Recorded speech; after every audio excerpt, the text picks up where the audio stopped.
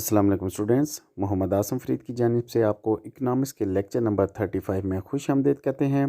Students, आज के इस लेक्चर में हम कैपिटल और ऑर्गेनाइजेशन के बारे में डिस्कशन करेंगे। बुक जो हम फॉलो करें ये है मंजूर तार चौधरी की और अब्दुल हलीम ख्वाजा की। तो बढ़ते हैं अपने इस टॉपिक की जानिब और देखते हैं हमारे पास टॉपिक क्या कहता है।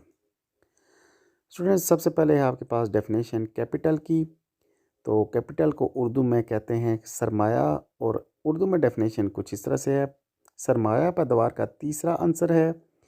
इसका मतलब है कि आमदनी या दौलत का वो हिस्सा जो ज़्यादा दौलत पैदा करने या आमदनी बढ़ाने के लिए ख़र्च किया जाता है, मसलन मशीनरें, साजो सामान, खाम माल, कारखाने, सड़कें वगैरह।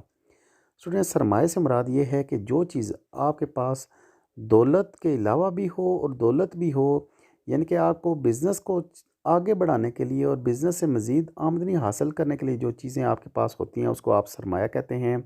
वो आपके पास मशीनरी भी हो सकती है, साजो सामान हो सकता है, खाम माल हो सकता है, कारखाने वगैरह हो सकते हैं। इंग्लिश में डेफिनेशन है capital is third factor of production. It means that part of income और wealth which is spend to produce more wealth or increase income, like machines, equipment, raw material, factories, road, railways, line, etc. इसके बाद students आपके पास जो next definition है वो है आपके पास organisation की।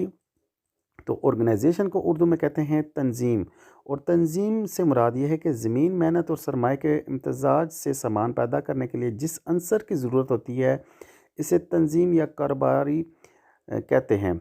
एक कारोबारी शख्स पूरे कारोबार के निज़ाम को कंट्रोल करता है, वो नफ़ा कमाता है और नुकसान का सामना करता है।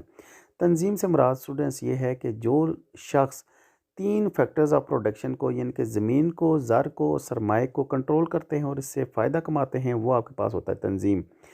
तो इंग्लिश में डेफिनेशन कुछ इस तरह से, the factor which is needed to produce goods by combination of land, labor and capital is called organization or entrepreneurs. An entrepreneur organize the system of the whole business. He earns profit and faces loss. तो students, ये था हमारा आज का lecture. उम्मीद करते हैं आपको लेक्चर की समझ आई होगी। अल्लाह हाफिज़।